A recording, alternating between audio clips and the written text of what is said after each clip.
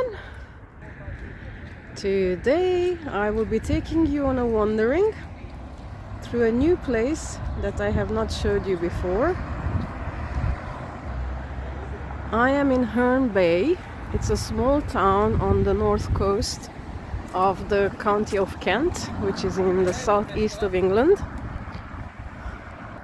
It's a beautiful, clear, sunny day in early spring, so I had to go and explore somewhere new today.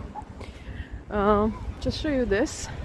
The heron, this is I think a pub, but the heron is the symbolic bird of the area because there's loads of herons to be found in this area.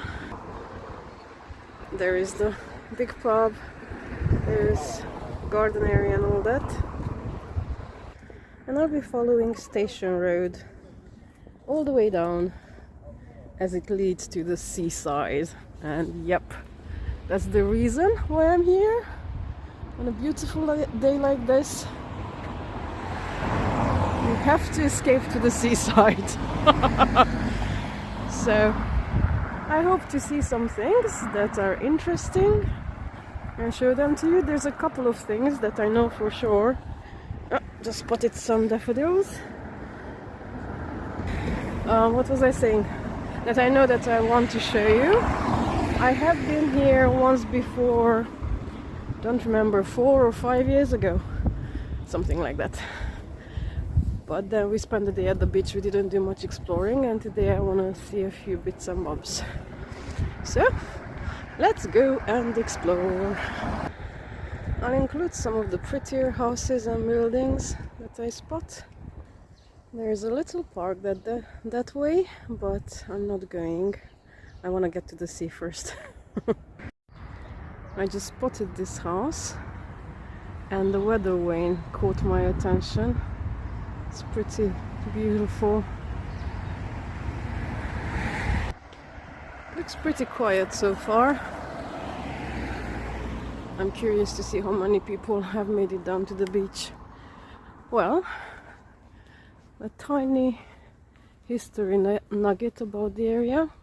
Herne Bay and the surrounding villages have been mentioned in documents for about 1,000 years ago, but it has began as a small shipping community not that long ago, about less than 200 years ago.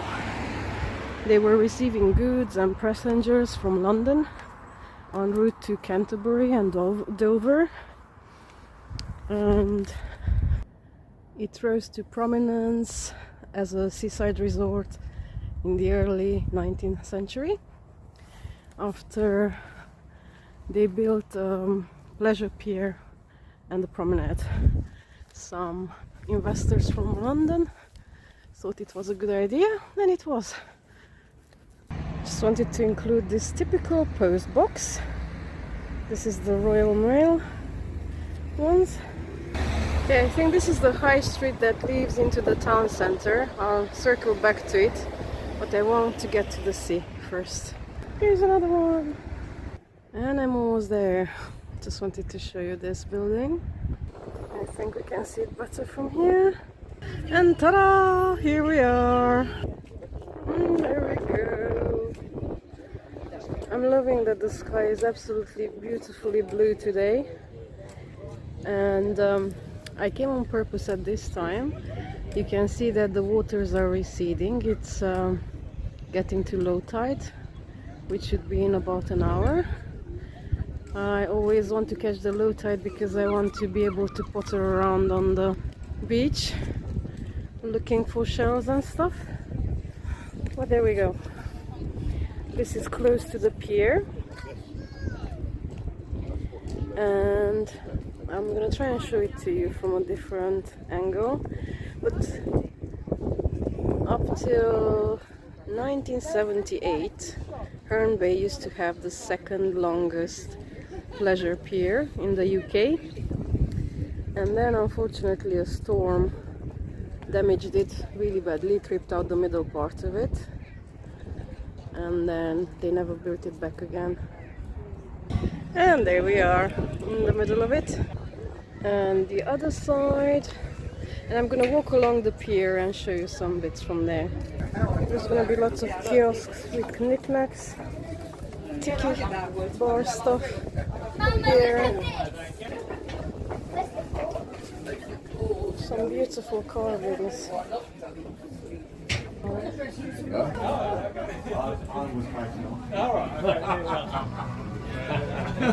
Some are open, some are closed. Sometimes you can find nice little treasures. If I ever buy something, then I'm trying to look for local artisan stuff. Some glass ornaments, kingfishers and puffins and other things, including Pokemon stuff. And then of course you will have the cafes, restaurants and different type of eateries. And you can't have a seaside experience without fish and chips, which I'll probably have some later. And then you have things for the children. And on the other side of the pier, across the road, there's loads of arcade games and such things. There's even a little stage. I assume that they do put on little concerts from time to time. Hello!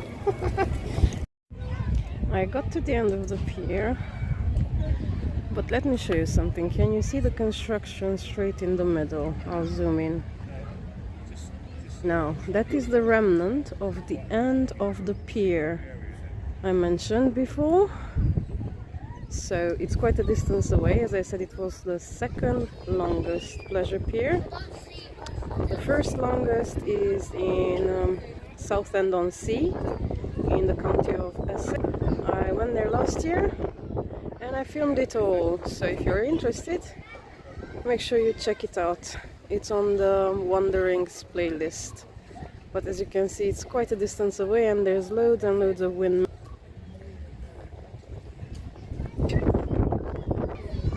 Let me show you this side.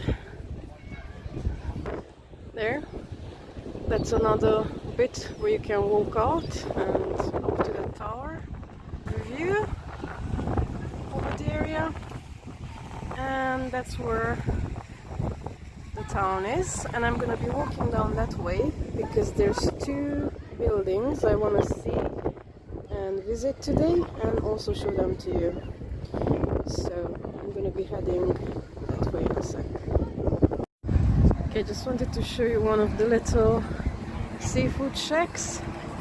The menu, mussels, cockles, logs, jelly deals and other yum things for those who like seafood. I'm not that keen on most of it.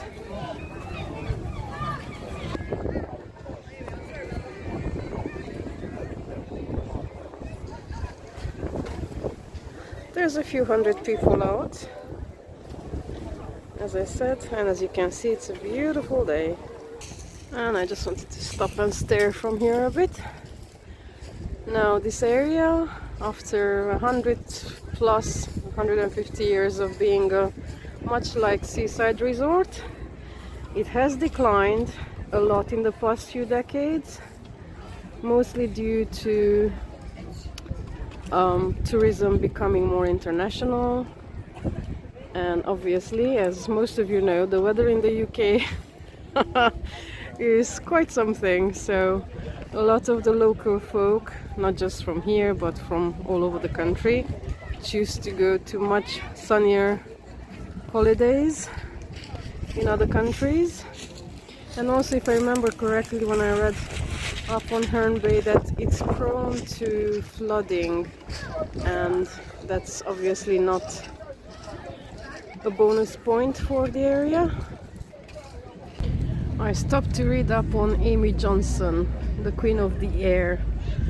It's quite an interesting story, so I would recommend you to read up on her. It's definitely a character I would have loved to have met, I'm holding it on so you can pause it and read it, but she has broken the world record of flying from England to Australia in 1930, and she has become famous here because her airplane disappeared over the Thames estuary just off Herne Bay during the Second World War, and her body was never found. But she's done a ton of interesting stuff, and wow, I think she was one courageous woman.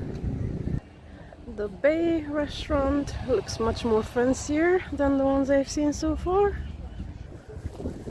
Little park as we walk by, and then you can see all these beautiful houses on the side. Most of them are hotels or bed and breakfasts welcoming guests, but they're also houses that people live.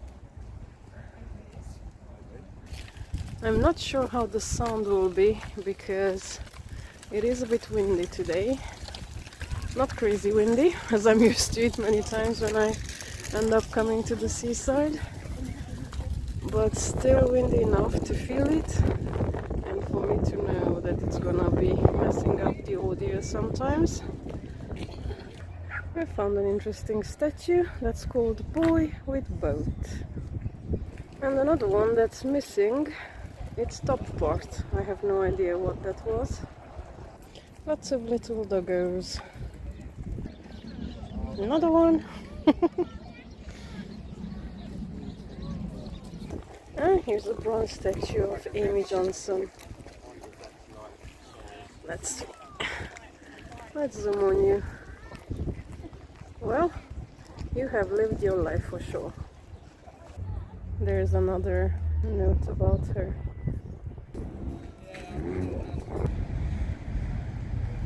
Okay, this is called Walltop Gardens. Little palm trees and other plants. Gives you the illusion that you're in a much warmer place. Okay, I'm not gonna go through it because I passed by it, but I just wanted to come inside and see it. Another cafe area.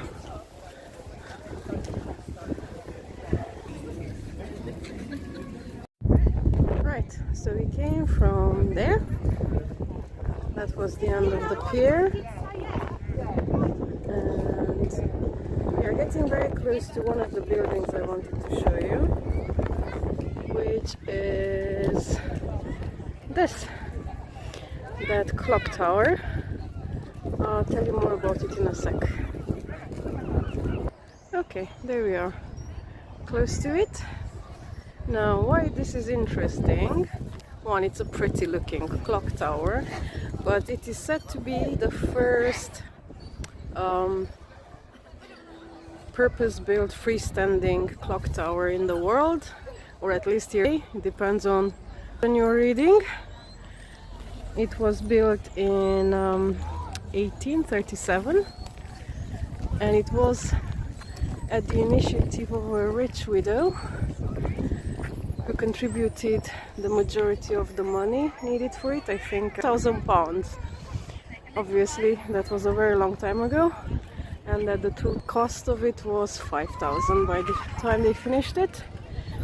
She wasn't a local, but she used to come to Herne Bay with her friends for many years and fell in love with this small community at the time and decided to leave something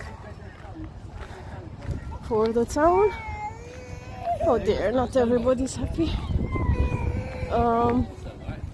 I'm on the shady side of it, but I just wanted to show you these bits because there's two little cannons, and now, though it still functions as a clock tower, it is also a memorial for those who have volunteered from this district to serve in the Second World War.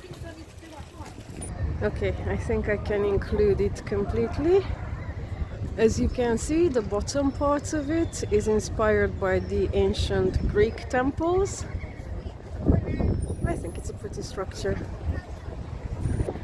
I'm trying to capture it from all sides, but it's next to a road and obviously the cars are passing by noisily.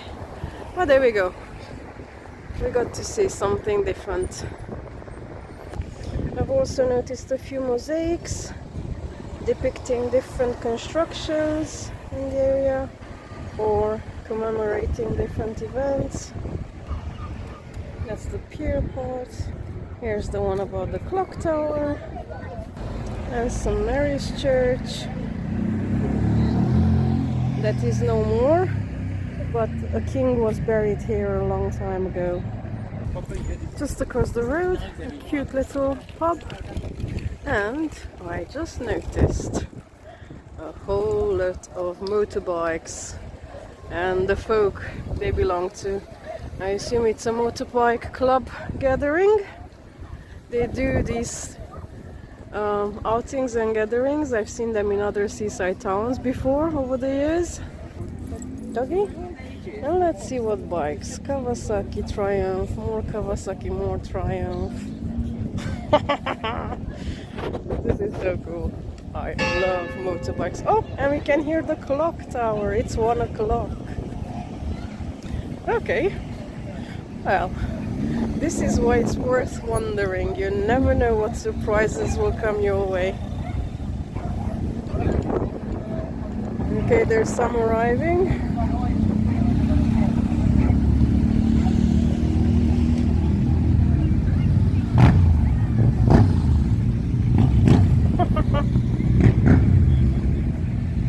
Cool. There's an anchor displayed, more fish and chips, and an ice cream parlor, and the beauty. I meant sit for the dog. And another one. I walked further up because I want to find a spot where I can sit and just enjoy the view of the sea. Now, it is a pebbly beach, as are many English beaches.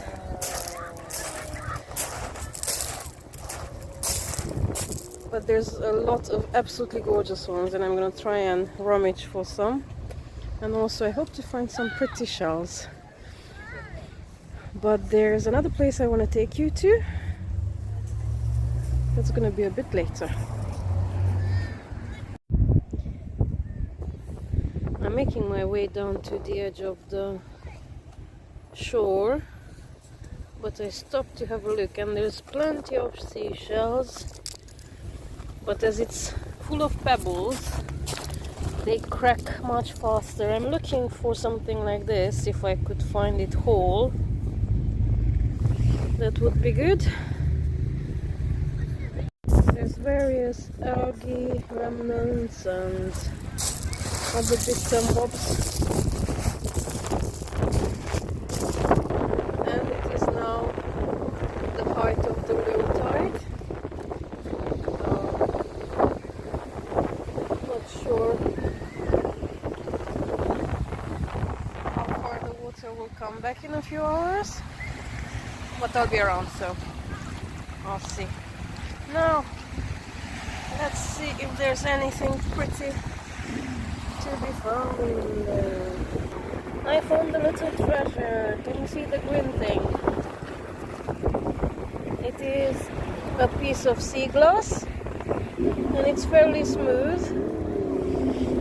I have a collection of them.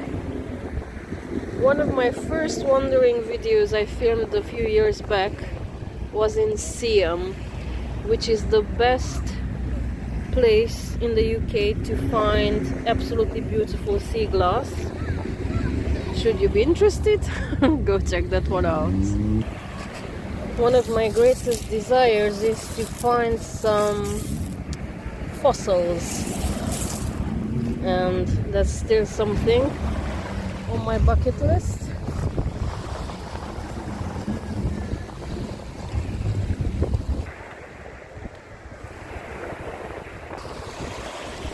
Alright, I'm gonna come back to the sea after I go and show you the next bit I wanted to. And once again, that's the remnant of the end of the pier in the distance.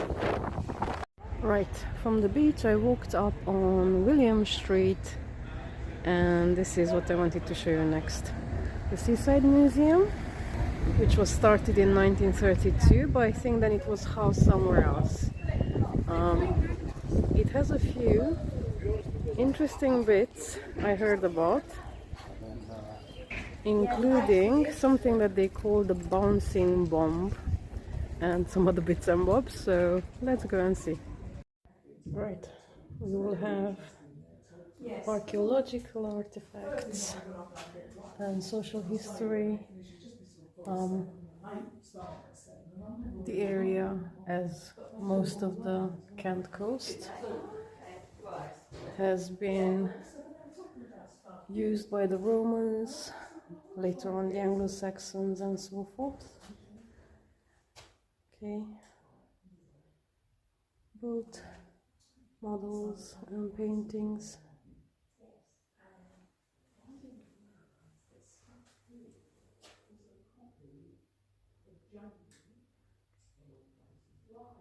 There's really not many people here, so I feel a little bit weird talking because of the stuff. Okay, well, look at the pier as it used to be, full of people. And ancient roller skates. I'm not sure about the safety of those, but I'm sure it was fun. You'll have the typical seaside paraphernalia, put your face in, and the mutoscope, moving pictures. And the lady's outfit, and a model of the clock tower. Filming through glass is always a pain, but this is a part of the bouncing bob. And then there's photographs of those who were shot down.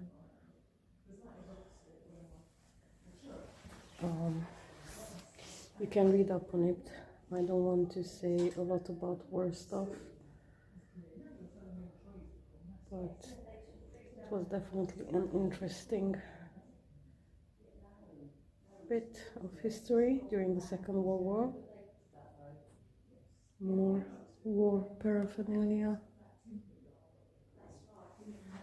And then beach bits, including the puppets for the Punch and Judy shows.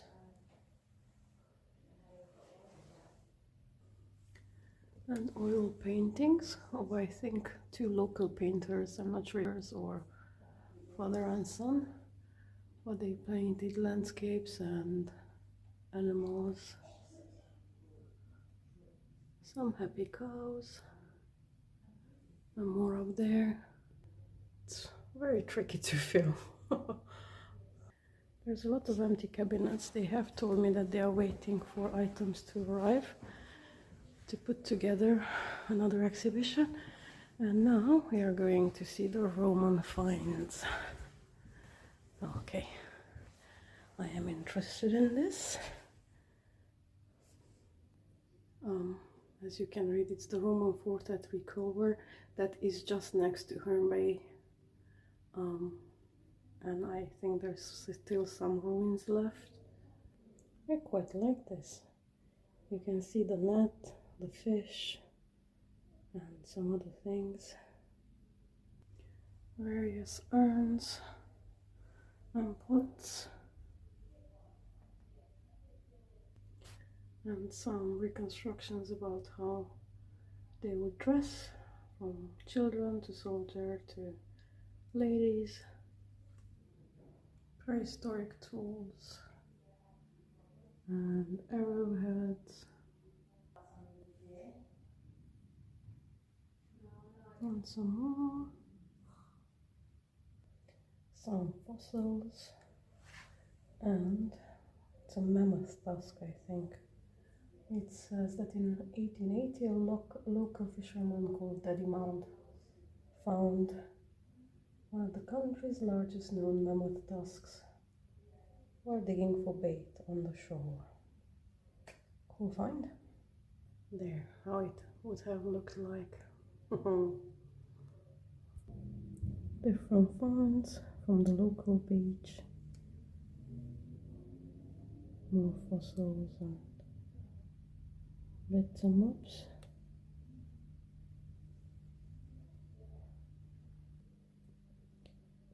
More fossils of crabs and otoliths and turtles and whatnot. Boar and deer and other teeth and whatnot. Antler fragment from the giant Irish deer. Sorry, but the lights are ruining the image. More mammoth bones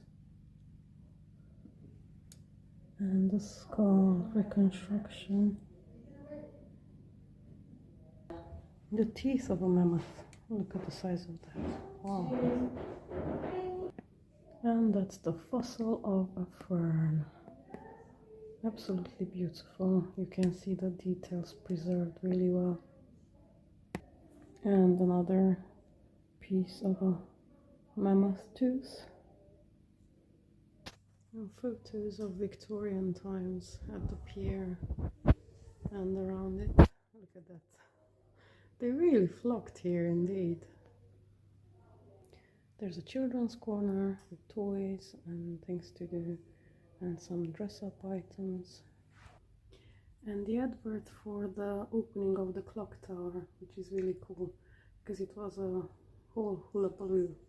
They had boat races, fireworks, food, fair, everything. And there's a photography exhibition and you can choose your 4 favorites, and I will do that. I'll show you some of it. Some are really, really good. This is the task. Ending with this Saxon carving of an angel. Okay, that was it. It's a tiny little museum, but there were a few interesting bits, and it was nice to see the little photo exhibition. And I voted my 4 favorites to be included in the next calendar. Right, that's it. Right, just wandering after the museum to see what else there is on the high street. I think there was like a little market that now they're already gathering their bits. And I see a church building. Looks beautiful, but it's closed, so I can't go inside and show it to you. Some old beach posters up there on the side of the building. I'm surprised that they're already closing down the market bits and stuff because it's still quite early afternoon.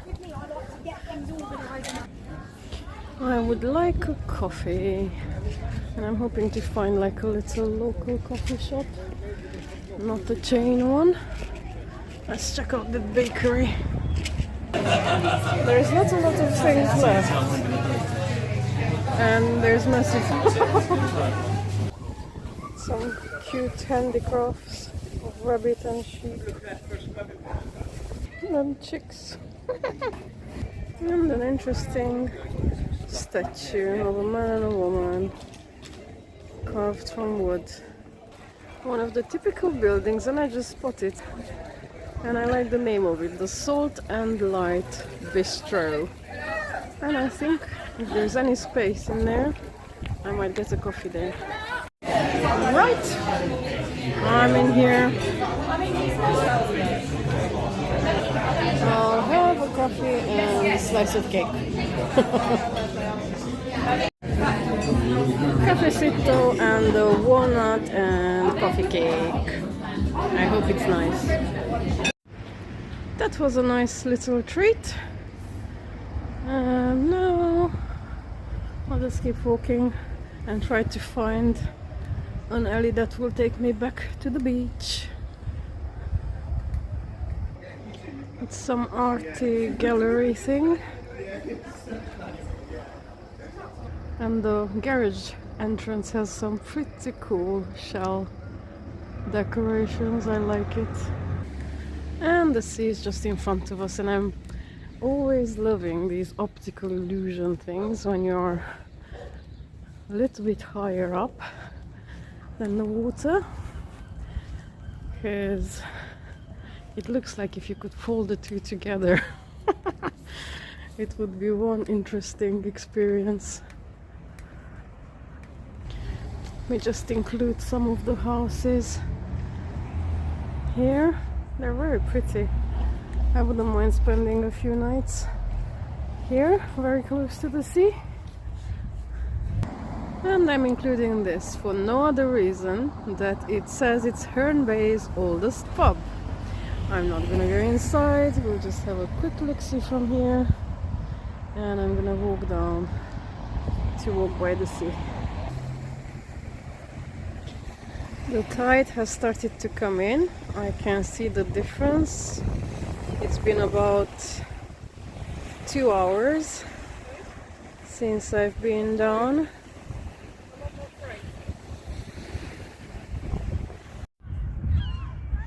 Walking back because I want to go and see the beach on the other side of the pier. And that's one of the walkways that you could see from the pier. And here we have a few gulls and other little birds foraging for yummy morsels.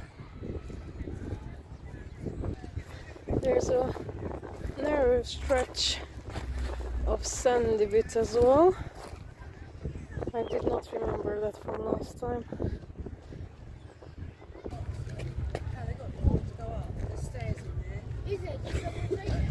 I think there's more people out now in the afternoon than there were when I first arrived. It's beautiful and sunny, and you can see people dressed in so many variations. I'm still wearing a jacket because for me it's too cold, but I have seen folk in shorts and t-shirts, and then I've seen them in woolly coats, so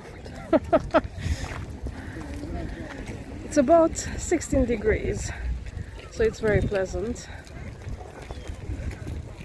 Minus when the wind starts to pick up. Okay, I'm on the other side of the pier now, and I'm gonna walk towards the left. I'll just show you quickly the bits around us. Just I can't really see, the sun is in my eyes. Now all around or by the road, it's full of these arcade things and amusement stuff. A viewpoint thingy. What can we see?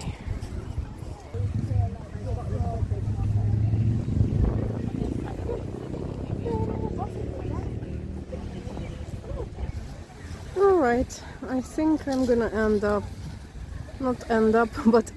the filming for today's wandering. I'm gonna stay for a few more hours and go and see if I can find treasures on the beach and just sit further up where there's less people and traffic noise and just enjoy the sound of the sea. I hope you enjoyed today's wandering and you got to see something interesting maybe that you've not seen before. And I'm planning to do more seaside town explorations over the course of this year when the weather permits over the weekends. So look out for those videos coming up sometime. Have a lovely day, everyone. Thanks for watching.